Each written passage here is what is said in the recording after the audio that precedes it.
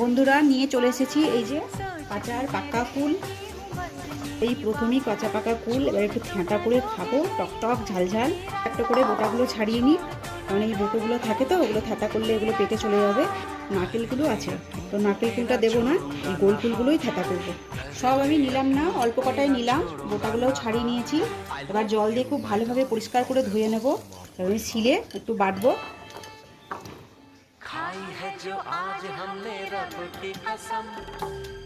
ফুলগুলো একটু পেকে পেকেই গেছে, ফুলগুলো কাঁচা হলে একটু বেশি ভালো হতো। যা সুন্দর গন্ধ বেরোচ্ছে না জিভ দিয়ে, তো আমার এখনই জল চলে এসছে। একটু তুলে নেবো আমি। সব ফুল আমি থেঁতা করলাম না, কিছু ফুল রেখে দিলাম। আমি টমেটো চাটনিতে দেবো, একটু লবণ দেবো আর একটু চিনি দেবো, কাসুন্দি দিলে খেতে ভালো হয়।